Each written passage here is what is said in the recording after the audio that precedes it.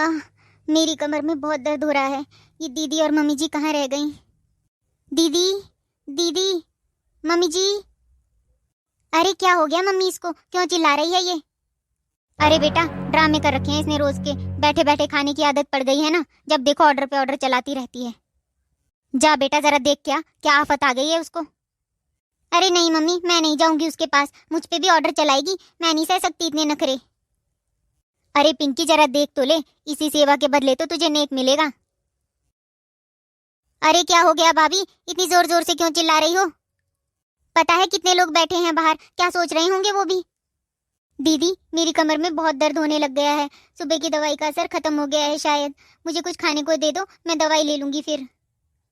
अरे भाभी, सुबह ही तो मम्मी ने आपको नाश्ता दिया था, अभी नहीं बना है खाना?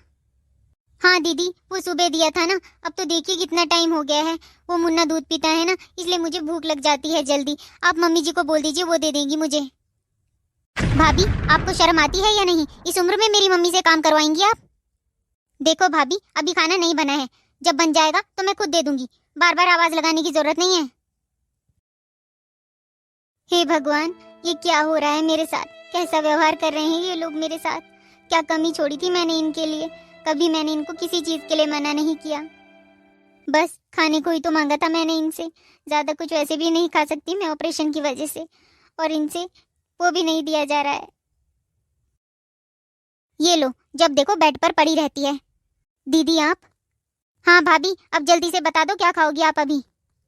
दीदी कुछ भी बना लीजिए। नहीं नहीं भाभी, अभी बता दो मुझे क्या खाना है, फिर अगर खिचड़ी बनाकर ले आई तो कहोगी कि दलिया खाना था। दलिया ही बना दीजिए दीदी। अगर इन लोगों का व्यवहार ऐसा ही चलता रहा तो मैं जल्द से जल्द ठीक कैसे हो पाऊंगी? मुझे लगता है कि मुझे मम्मी को बोलना पड़ेगा कि कुछ दिनों के लिए मुझे वहां ले जाएं। ये लो भाभी, खा लो खाना। अरे मेरा प्यारा मुन्ना कितना सुंदर है ना? दीदी, वो दलिया शायद ढंग से पका नहीं है, चबाने में आ रहा है, खाया नहीं जा रहा है मुझसे। एक तो मैं यहाँ तुम्हें बैठे बैठे खाना खिला रही हूँ और तुम कमियां निकाली जा रही हो। कोई नहीं करता ऐसा जैसा मैं कर रही हूँ तुम्हारी सेवा। दीदी, मेरा कहने का वो मतलब नहीं था, आप चाहे खा के देख लीजिए। अरे बस बस, बहुत हो गया तुम्हारा ड्रामा। मुझे सिखा रही हो कि कैसे बनता है दलिया? देखो, मुझे तो सिर्फ ऐसा ही बनाना आता है, और ज्यादा नखरे सूझ रहे हैं ना तो खुद जाकर बना लो। अरे ये फोन कहाँ रख दिया मैंने? ये रहा। भाभी, ये गंदी स्मेल कहाँ से आ रही है? लगता है बच्चे ने पॉटी कर दिया है। हाँ दीदी, मैं आपको बोलने ही वाली थी कि मुन्ने के कपड़े चेंज करने होंगे और उसे नहलाना भी पड़ेगा। हाँ तो नहला दीजिए ना भाभी, मुझे क्यों कह रही हैं आप? इतना काम तो आप कर ही सकती हैं बैठे बैठे। दीदी, वो मुझसे बैठा नहीं जा रहा है, आप मम्मी जी को बोल देंगे इसे नहलाने के लिए। अरे भाभी, इतना सा काम भी खुद नहीं कर सकती? मम्मी को इस उम्र में जरूरी है परेशान करना? दीदी, वो मेरा ऑपरेशन हुआ है ना, इसलिए मुझसे बैठा ही नहीं जा रहा है। मुझे भी अच्छा नहीं लग रहा, मम्मी को सारा काम करना पड़ रहा है। देखो भाभी, अगर नहलाया नहीं जा रहा है ना तो कम से कम गीले कपड़े से तो पोंछ दो उसे। मुझसे नहीं होता है नहलाने वाला काम। बढ़िया ही। मम्मी, भाभी ने तो मुझे नौकरानी समझ रखा है। कभी बोलती है मेरे बच्चे को नहला दो, उसकी पॉटी साफ कर दो, उसको खाना दो तो बोलती है कि कच्चा है। कमियां निकालनी शुरू कर देती है मम्मी मेरी। ऐसी ही है बेटा वो, तभी तो मैं उसके कमरे के आसपास भी नहीं जाती। जैसे ही जाओ कुछ न कुछ काम पकड़ा देती है। देखो मम्मी, 1-2 दिनों में मैं अपने ससुराल वापस चले जाऊंगी, मुझसे नहीं होते इतने नखरे बर्दाश्त। देख बेटा, तू चिंता न कर, मैं हूं ना, तू तो मजे ले मायके के। कैसा है हमारा मुन्ना राजा? अरे दादाजी, आप यहाँ क्या कर रहे हैं? आपको तो आराम करना चाहिए। ये ले बहू, पानी और तौलिया। पर दादाजी, आप ये सब क्यों कर रहे हैं? आपको तो आराम करना चाहिए। अरे नहीं बहू, तू चिंता न कर। ये सब करके तो मुझे पुराने दिनों की याद आ गई। जब हमारे बच्चे छोटे थे तो उनका भी हम ऐसा ही ध्यान रखते थे। फिर जैसे जैसे बच्चे बड़े होने लगते हैं तो माँ बाप का संघर्ष और त्याग भूल जाते हैं।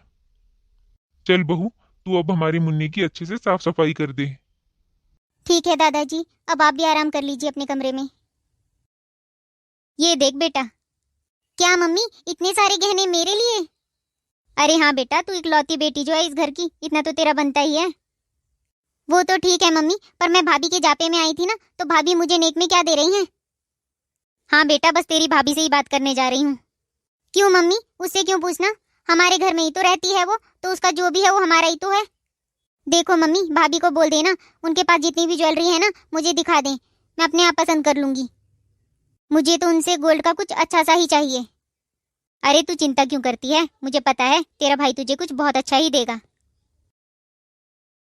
अरे वाह बहू, इतने दिनों बाद तू कमरे से बाहर निकली है, बड़ी खुशी हो रही है ये देख के।